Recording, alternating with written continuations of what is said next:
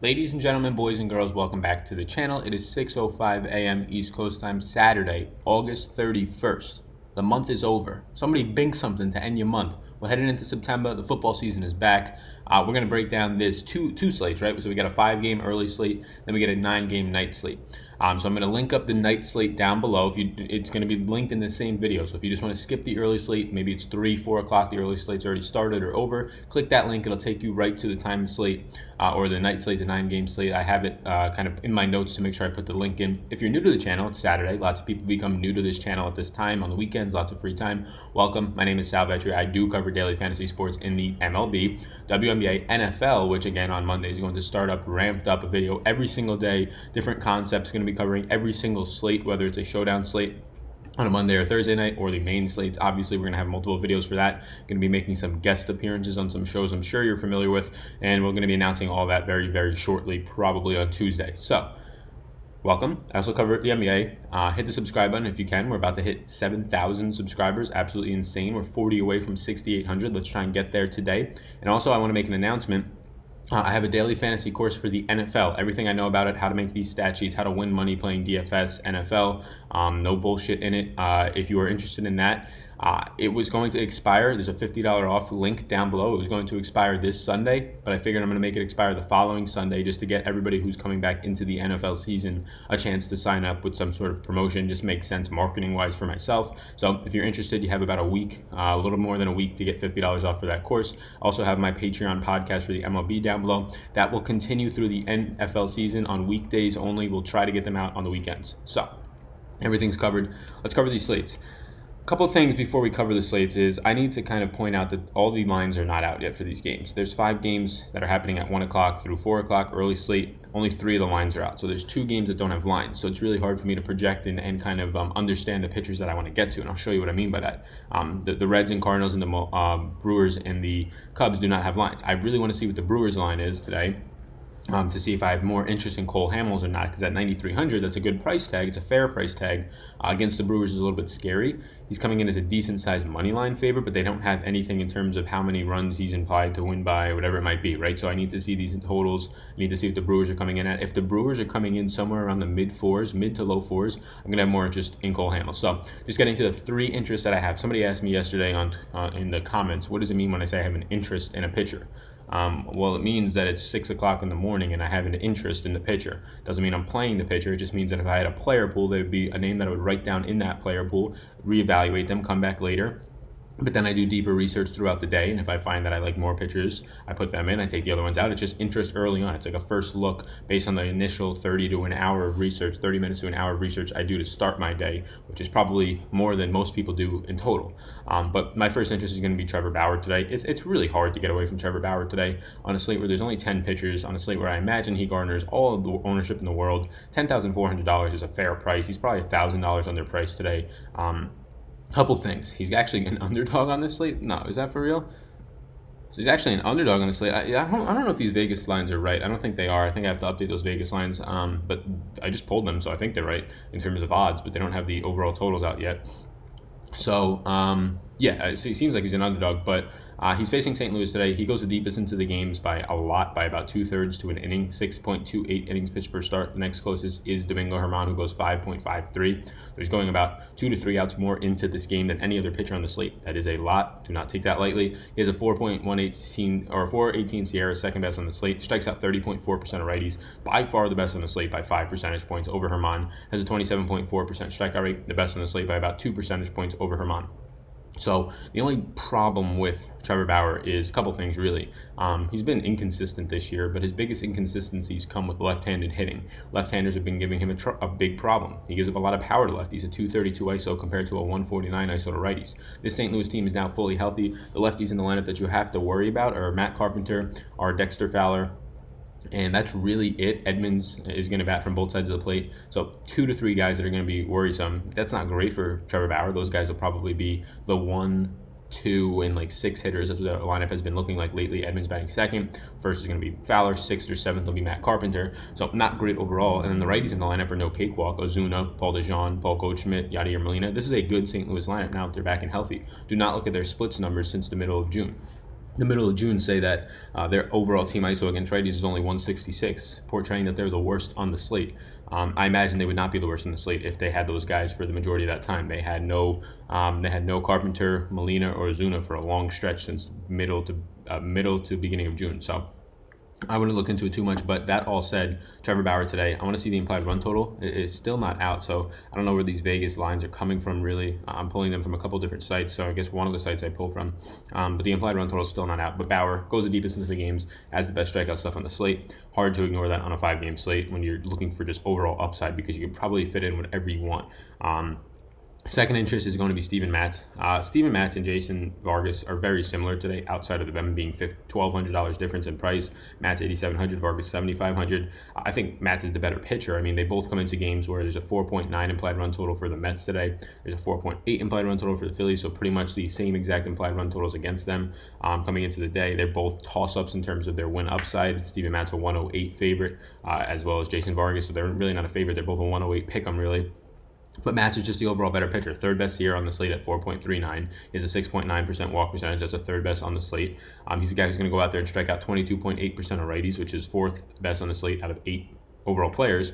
And he has a set third best overall strikeout rate, 21.5%. That's not good. 21.5% is not a good strikeout rate. It's below average, but it's only behind Herman and Bauer. So when we're talking about pitchers to pair with either a Trevor Bauer, to pair with a Cole Hamels, if there's a low implied run total as your SP1, Steven Matz becomes a mid-range option that I do like, and it's mainly because Philly's been struggling. People think that Philly is this, maybe you think that since they're kind of a game or two out of the playoff hunt in the wild card, you think that they're a good hitting team. The Bryce Harpers, the Rhys Hoskins, you hear these names out there, right? Kingery's had a good year. Segura is a free agent pickup who really has been very meh, if anything. But now you get their overall ISO on the slate is against lefties a 174, and they strike out 24.1% of the time. They have the highest strikeout percentage on the slate out of these 10 teams against lefties. Matz is a lefty. I think 8,700 is a very appealing price point on a 5-game slate. I think 8,700 is a spot where you can make match your SP1 today if you really wanted to pay up for all the hitting in the world and get different. So Trevor Bauer and Matz are my first two interests. And then my third and final interest on this slate, and again, I'll have more interest in Cole Hamels if indeed we see a lower implied run total, but it's going to be Framber Valdez. Valdez right now has an implied run total, the lowest on the slate, but it's still high, right? 4.6 implied run total for Toronto. Look, Valdez is not a great pitcher by any means. He's a decent-sized favorite today. Big reason why is because his team is going to be going up on the opposite end of this game. Houston's going to be going up with a very good matchup on their end, so against Clay Buchholz. So Clay Buchholz has been terrible in the very limited starts he's had. 11.1% walk percentage, gives up all the power in the world to lefties. Go get all of your Jordan Alvarez's today, all your Michael Brantleys. The lefties are going to crush this guy. But Framber Valdez, 5,500. It's a price play. It's a price play with a guy who has a lot of win upside. It's a guy who has a 61.6% ground ball rate. I mean, we see on the slate later today, Dallas Keuchel, who is one of the best in the majors at ground ball, 60.7, and now you get a 1% higher ground ball rate from Framber Valdez. 1% less fly ball, 17.1%. Gives up absolutely no power to lefties. Toronto, though, they shipped out all their lefties, right? They shipped out Freddie Valdez. No, not Freddie Valdez. Freddie Galvez. They shipped out Eric Sogard. They really don't have much lefties left in this lineup anyways. It's Justin Smoke, batting switch hitter pretty much. And yeah, that's it. So that doesn't matter too much. Gives up a 199 ISO to righties. Look, the Toronto lineup is good. Against righties since the start of June, a 229 ISO is the best or second best in the majors, only behind the Dodgers. But if you take into account that Valdez is a lefty, a 202 ISO. Not great, but not the best or second best in the league. This team will strike out as well. 23.4% strikeout rate versus righties is the second highest on this slate.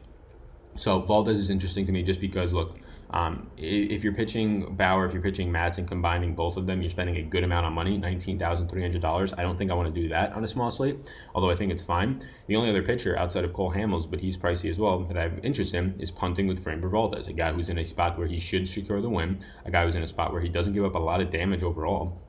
61.6% ground ball rate is maybe the best in the majors right now, because Dallas Keuchel at 60.7 is one of the best in the majors, top 5. And I imagine Framber Valdez is top 3 at if not the best.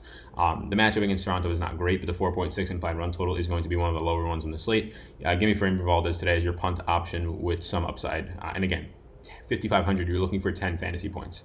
Last night I wanted 10 fantasy points out of Laser Hernandez. He ended up with like 6.5. It didn't crush my lineups. I still cashed in some of my tournament lineups. It didn't crush them, because it allowed me to get to another pitcher who goes for 30 plus and allowed me to get to all the bats in the world from Minnesota and Pittsburgh.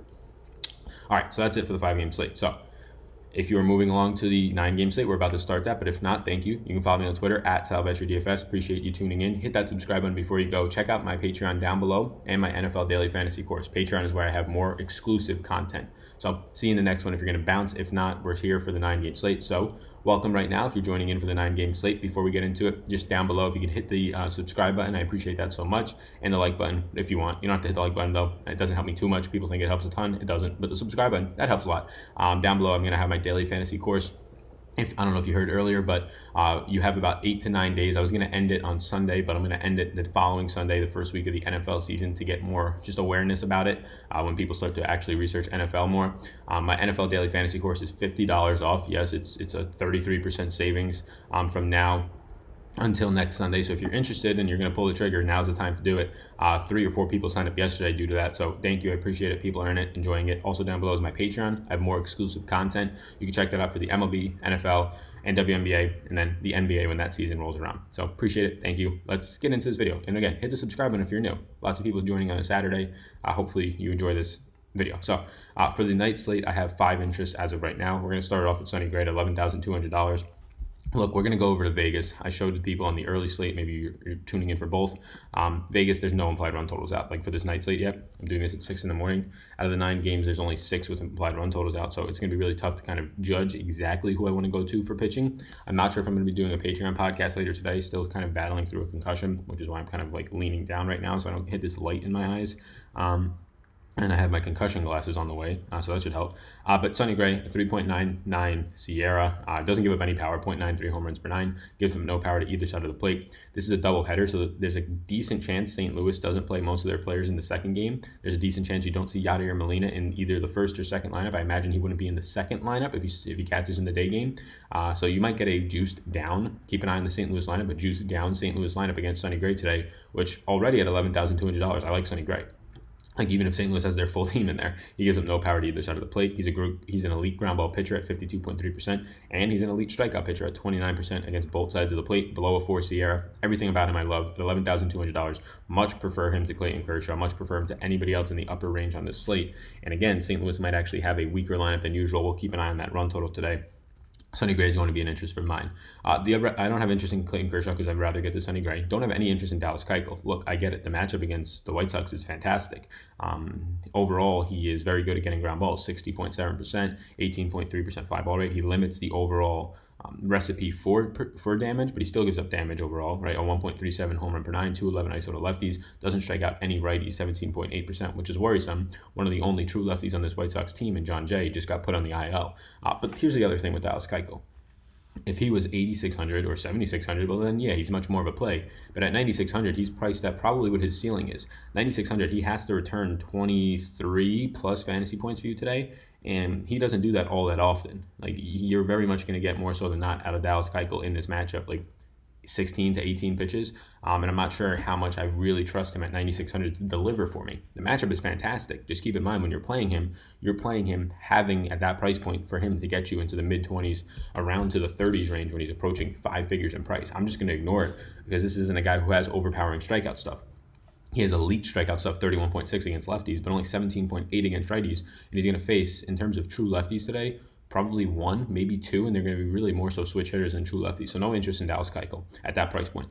Although I have interest in Robbie Ray at 8,900. My second interest today. The matchup is terrible, but right now, you're going to get this Dodgers team with only a 4.4 implied run total. It's dropped from 4.7, so it's already on the way down. I like that. And then you're going to say, oh, well, but he's playing the Dodgers. How do you like Dallas Keuchel playing the White Sox and Robbie Ray playing the Dodgers? The difference is Dallas Keuchel, like I said, is priced at his ceiling with no strikeout stuff for his matchup, whereas Robbie Ray is priced at his floor. This is a pitcher that you're used to paying $10,500 for. He's $8,900. All he has to get you is 15 to 20 fantasy points, and you're okay with that at $8,900 without it burying your lineup. Whereas Dallas Keuchel, a guy who rarely gets you to that price range around 20 plus in fantasy points, he now has to get you there at $9,600. So Robbie Ray's priced at his floor in a matchup that Vegas is projecting to be very modest for him in terms of not having too much power against him. 4.4 applied run totals right now. It opened at 4.7. So what that means is, although Vegas is a dynamically changing number with their totals, Draftkings doesn't. They have a static price. They set it and then it stays. So you're probably getting Robbie Ray he's priced at $8,900 with DraftKings thinking that there's a 4.7 implied run total. If now that there's a 4.4, in theory, Robbie Ray should probably be priced around like 93, 9400. So you're automatically getting like a $400 to $500 discount on the guy. A 4.01 Sierra is the third best on the slate, only behind Sonny Gray and Clayton Kershaw. The dude has the best strikeout stuff on the slate against righties, 31.7%. Probably sees about 4 to 5 righties in this lineup. Lots of lefties in the Dodgers lineup, but a lot of them are dealing with some injuries here and there. Max Muncy, I believe some news came across my phone yesterday about his injury. Not too sure if he's back in the lineup or not. I don't know if he got scratched yesterday. But yeah, I have interest in Robbie Ray. And then he also strikes out 28.7% against lefties. Doesn't give up much power to lefties. That's a big deal. So 161 ISO against lefties against the Dodgers team at most of their powers from the left side of the plate. It's a scary matchup against the Dodgers. I'm not saying it's not, but you're getting Robbie Ray, a very elite pitcher in this league, at a spot where he just doesn't have to do a lot to produce for you at 8,900.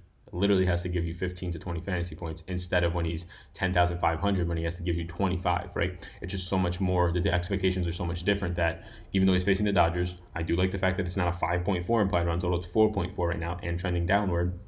And Robbie Ray's at a cheap price point. My third interest is going to be all the way down. Dylan Bundy, 7,300 against the Royals. This Royals matchup is just very good. 7,300 is a fine price point for Dylan Bundy, a guy who will have overpowering strikeout stuff against righties, which he's going to face 6 to 7 righties in this lineup. 28.3% strikeout stuff is actually the third best on the slate against righties, only behind Robbie Ray and Sonny Gray.